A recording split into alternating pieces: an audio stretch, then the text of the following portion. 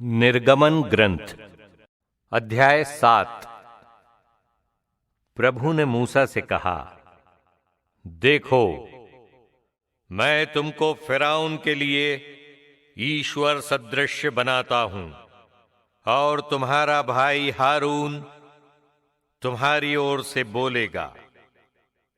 मेरी आज्ञा के अनुसार तुम उसे सब कुछ समझा दो और तुम्हारा भाई हारून फिरौन से कहेगा कि वो इस्राएलियों को अपने देश से निकल जाने दे। मैं फिरौन का हृदय कठोर कर दूंगा। मैं मिस्र देश में बहुत से चिन्ह और चमत्कार दिखाऊंगा। यदि इस पर भी फिरौन तुम्हारी बातें नहीं मानेगा तो मैं मिस्र को दंड दूंगा और अपनी प्रजा को न्याय दिलाकर बल प्रदर्शन द्वारा समस्त इस्राएलियों को मिस्र देश से बाहर निकाल लाऊंगा। जिस समय मैं मिस्रियों के विरुद्ध अपना बल प्रदर्शित करूंगा और इस्राएलियों को उनके बीच से निकाल ले जाऊंगा, उस समय मिस्री जान जाएंगे कि मैं ही प्रभु हूं। मूसा और हारून ने ठीक वैसा ही किया जैसी प्रभु की आज्ञा थी।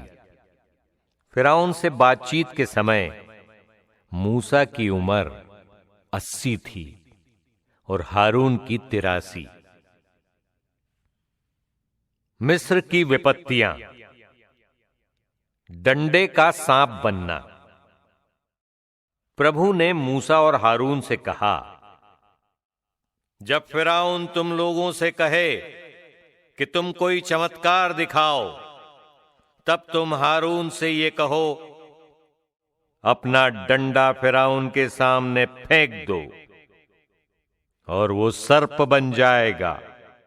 मूसा और हारून प्रभु की आज्ञा के अनुसार फिरौन के पास गए। हारून ने अपना डंडा फिरौन और उसके पदाधिकारियों के सामने फेंक दिया और वो सर्प बन गया।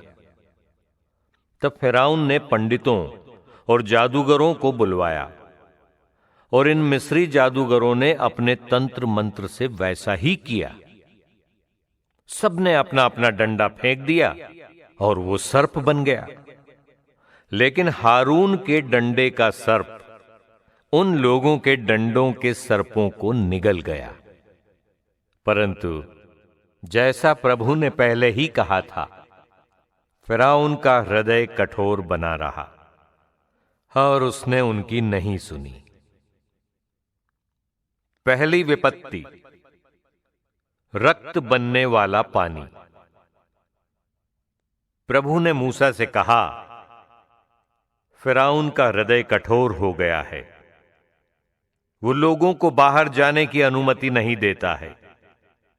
इसलिए जब फिरौन प्रातःकाल नदी जाएगा, तब तुम नदी के किनारे उसकी प्रतीक्षा करो और उस डंडे को जो सर्प बन गया था हाथ में लिए रहो। फिर उससे कहो कि इब्रानियों के ईश्वर प्रभु ने मुझे आपके पास यह आज्ञा देकर भेजा है, मेरी प्रजा को बाहर जाने दो, जिससे वो निर्जन स्थान जाकर मेरी पूजा कर सके। अब तक आपने हमारी बात नहीं मानी है, इसलिए प्रभु ये कहता है कि इस बात से तुम जान जाओगे कि मैं ही प्रभु हूं। मैं अपने हाथ का डंडा नील नदी के पानी पर मारूंगा और पानी रक्त में बदल जाएगा। नील नदी की मछलियां मर जाएंगी। नील का पानी इतना गंदा हो जाएगा कि मिस्री नील नदी का पानी नहीं पी सकेंगे। प्रभु ने मूसा से कहा, तुम हारून से कहो, तुम अपना डंडा हाथ में लो और मिस्र के सब जलाशयों, नदियों, नहरों, तालाबों और तलैयों पर अपना हाथ बढ़ाओ जिससे वे सभी पानी रक्त में बदल जाएं। मिस्र देश का पानी, यहां तक कि लकड़ी और मिट्टी के बर्तनों का पानी भी रक्त में बदल जाए। मूसा और हारून ने प्रभु की आज्ञा का पालन किया। फिरौन और उसके पदाधिकारियों की आंखों के सामने ही उसने डंडा उठाया और नील नदी के पानी पर मारा। इससे नील नदी का सारा पानी रक्त में बदल गया। नील की मछलियां मर गईं। नील का पानी इतना गंदा हो गया कि मिस्री लोग नील का पानी नहीं पी सकते थे। सारे मिस्र देश में रक्त ही रक्त था। परंतु मिस्री जादूगरों ने भी अपने तंत्र मंत्र द्वारा ऐसा ही कर दिखाया। इसलिए जैसा प्रभु ने कहा था, फिरौन का हृदय कठोर ही बना रहा और उसने उनकी नहीं सुनी। फिरौन अपने महल चला गया और उसने उनकी ओर ध्यान नहीं दिया। अब मिस्री लोगों में कोई भी नील का पानी कैसे पी सकता था? इसलिए उन लोगों ने पीने के पानी के लिए नदी के निकट गड्ढे खोदे, क्योंकि वे नदी का पानी नहीं पी सकते थे। दूसरी विपत्ति, मेंढक। जब प्रभु के नील नदी पर डंडा मारने के 7 दिन हो चुके, तब प्रभु ने मूसा से कहा, फिरौन के पास जाकर कहो कि प्रभु ये कहता है, मेरी प्रजा को बाहर जाने दो, जिससे वो मेरी पूजा कर सके। यदि तुम उसे नहीं जाने दोगे, तो मैं तुम्हारा सारा देश मेंढकों से भरकर लोगों को सताऊंगा।